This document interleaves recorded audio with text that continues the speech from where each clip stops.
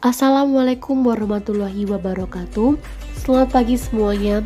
Pada kesempatan kali ini, kami dari kelompok 4 Pendidikan Agama Islam 56 akan membawakan presentasi berjudul Konsep Ipteks dalam Islam yang beranggotakan Safira Nurhaliza, Laras Nurhayu Putri, Nabila Melia Putri Ramadhani, dan Rizky Yahya Farezi.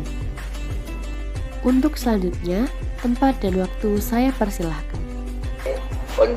Materi konsep ipteks dalam Islam. Allah Subhanahu wa Ta'ala menciptakan alam semesta dengan karakteristik khusus untuk tiap ciptaan. Jadi Allah itu pada dasarnya menciptakan makhluk-makhluknya secara khusus, secara khusus memiliki kekhususan sendiri-sendiri dalam ciptaan. Karakteristik yang melekat pada suatu ciptaan itulah yang dinamakan sunatullah.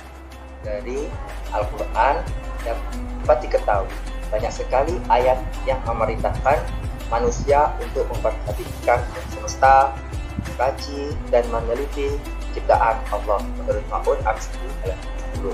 Jadi Al-Quran sendiri menyuruh umat Islam untuk menuntut ilmu atau mencari tahu apa-apa yang ada pada alam semesta, yaitu dengan cara belajar, mengkaji atau meneliti. Disinilah sesungguhnya hakikat iptek dari sudut pandang Islam, yaitu pengkajian terhadap sunatullah secara objektif, memberi maslahatan pada umat manusia. Yang terpenting adalah terus jalan dengan jalan Islam.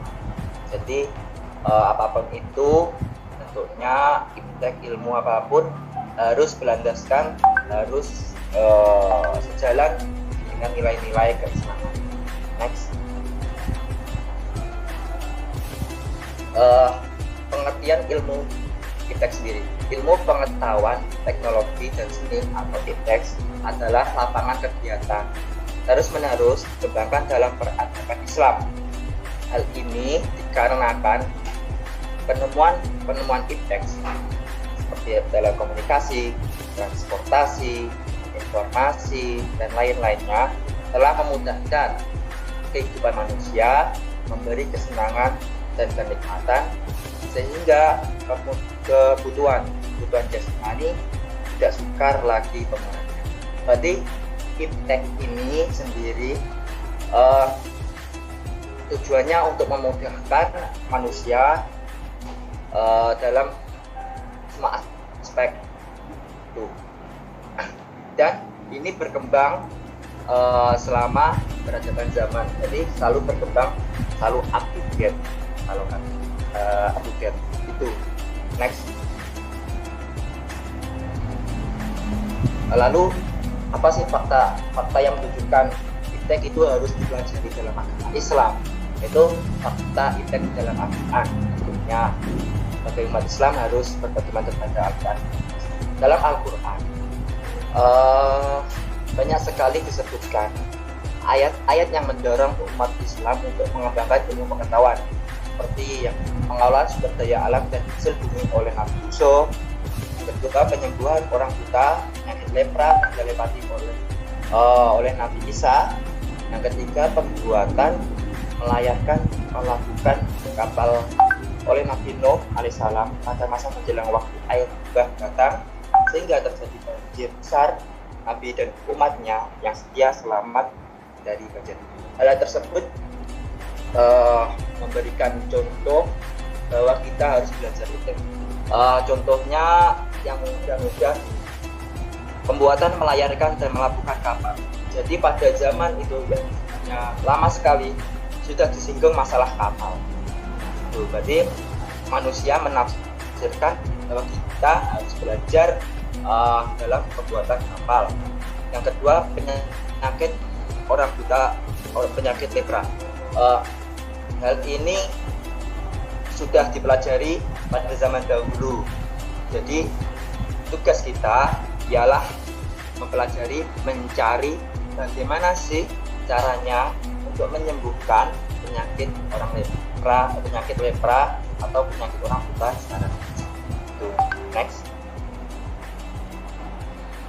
Nah ini dari ayat di atas mestinya teks bukanlah hal yang asing bagi umat Islam karena ditemukannya ayat-ayat yang mendorong manusia untuk menguasai iptek.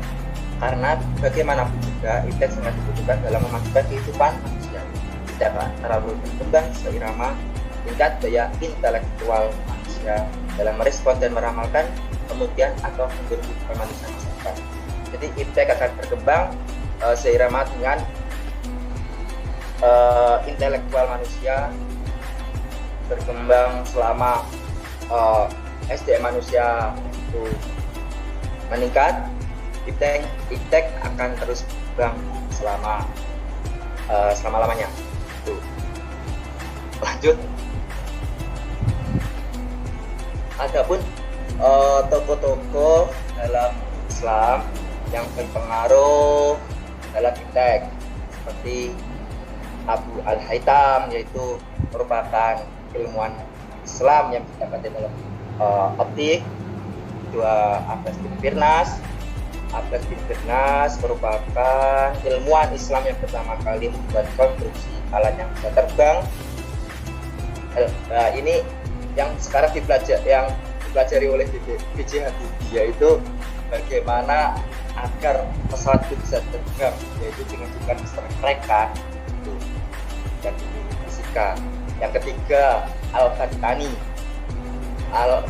merupakan ilmuwan Islam pada bidang astronomi yang berhasil menghitung dalam 1 tahun. Yang keempat yaitu Al-Khawarizmi merupakan tokoh Islam yang ahli pada bidang astronomi, matematika, dan geografi yang menemukan aljabar dalam fisika. Ya, ilmu aljabar ini sekarang masih dipakai oleh semua pelajar. Lalu yang kelima, Ibnu Sina merupakan tokoh Islam yang ahli pada bidang kedokteran yang berhasil mengarang buku yang terkenal yaitu Al-Qanut fi Al-Tib yang berisi buku kedokteran yang sampai saat ini dipakai di dunia barat. Ibnu Sina pada orang barat memanggilnya Avicenna atau Bapak Kedokteran. Hal ini patut kita contoh karena banyak orang-orang Islam yang berpengaruh dalam iptek. Selain itu tidak pintar dalam iptek juga, beliau semuanya juga pintar dalam agamanya, yaitu menghafal Al-Quran. Next. Yang selanjutnya adalah integrasi iman, ilmu, dan amal. Ada 3 unsur yang ada dalam sikap kita terhadap agama, yaitu iman, ilmu, dan amal. Yang pertama ada iman. Secara etimologi, iman berasal dari kata amana yu'minu imanan yang artinya percaya.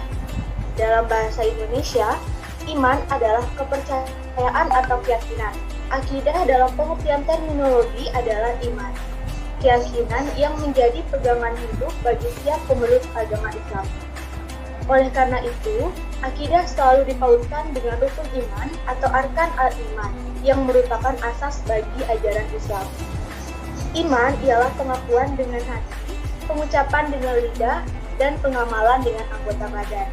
Jadi, dapat disimpulkan bahwa iman adalah kita mempercayai atau meyakini dari dalam hati, diucapkan dengan lisan, dan diaplikasikan melalui perbuatan yang menjadi pegangan hidup bagi setiap pemeluknya untuk mencapai kebahagiaan baik di dunia maupun di akhirat kelak. Next. Ibnu Taimiyah yang dikutip oleh Zudiyah dalam bukunya Psikologi Agama Mengungkap Kepercayaan Manusia, yaitu ilm al-yakin, ainal yakin, dan hak al-yakin. Ilm al-yakin adalah keyakinan berdasarkan kepada pendengaran, sedangkan ainal yakin adalah keyakinan kepada penglihatan mata dengan menyaksikan oleh dirinya sendiri. Sedangkan hak al-yakin adalah keyakinan yang timbul karena ikut serta mengalami sendiri, merasakan, dan menghayati. Ada indikator orang yang beriman. Yang pertama adalah orang-orang yang khusyuk dalam sholat. Yang kedua, menjauhi diri dari hal yang tidak berguna. Yang ketiga, menunaikan zakat. Dan yang keempat, menjaga kemaluannya. Yang kelima, memelihara amanat dan janji. Yang selanjutnya adalah ilmu. Kata ilmu dengan berbagai bentuknya disebutkan dalam Al-Quran sebanyak 854 kali. Ilm dari segi bahasa berarti kejelasan, segala yang terbentuk dari akar kata. Ilm memiliki ciri kejelasan. Dalam Al-Quran, Allah SWT tidak menyebutkan kata arif, tetapi alim, yang memiliki kata kerja yang artinya dia mengetahui. Biasanya, Al-Quran menggunakan kata ini hanya untuk Allah, dalam hal-hal yang diketahuinya, walaupun gaib tersudah dirahasiakan. Yang selanjutnya adalah amal. Amal berasal dari bahasa Arab, yaitu amalah yang berarti mengamalkan, berbuat, bekerja. Amal dibagi menjadi dua, yaitu amal lahiriah dan amal batinnya. Amal adalah amal yang dilakukan oleh anggota badan, seperti berzikir, sholat, puasa, dan lain-lain. Sedangkan amal batiniah adalah perbuatan-perbuatan manusia yang dilakukan oleh hati, seperti beriman, bersabar, bertakwa, ikhlas, dan lain sebagainya. Integrasi ilmu, iman, dan amal. Dalam pandangan Islam, antara agama, ilmu pengetahuan, teknologi, dan seni terdapat hubungan yang harmonis dan dinamis, yang integrasi dalam suatu sistem yang disebut dengan dinul Islam. Di dalamnya terkandung 3 unsur, yaitu akidah, syariah, dan akhlak. Dengan kata lain, iman, ilmu, dan amal soleh. Sebagaimana digambarkan dalam Al-Quran, yaitu surah Al-Ibrahim ayat 24-25. Ayat tersebut mengidentifikasikan bahwa iman adalah akar, ilmu adalah pohon yang mengeluarkan darah, sedangkan amal ibarat buah dari pohon itu yang identik dengan teknologi dan seni. Jika iptek dikembangkan di atas nilai-nilai iman dan ilmu, maka akan dihasilkan amal soleh, bukan kerusakan alam. Lanjut. Selanjutnya ada hubungan iman, ilmu, dan amal.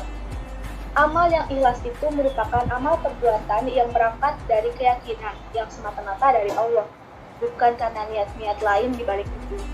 Ciri dari sebuah perbuatan atau amal baik adalah apabila ia dilakukan dengan cara yang baik.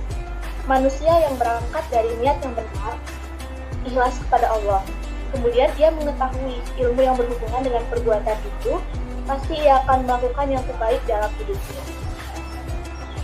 Orang yang beramal atau bekerja seenaknya, berbuat ala kadarnya, melakukan sesuatu karena ingin dipuji oleh orang, bukan karena Allah, biasanya selalu melakukan perbuatan itu tanpa dilandasi keyakinan dan kepercayaan yang utuh. Karena itu, dalam melakukan sesuatu, terutama yang berhubungan dengan agama, harus dilandasi atas dasar ilmu yang telah kita miliki. Ancaman bagi orang yang tidak beramal dengan ilmu yaitu terdapat pada Quran Surah Al-Baqarah ayat 44 dan Quran Surah As-Saff ayat 2 dan 3.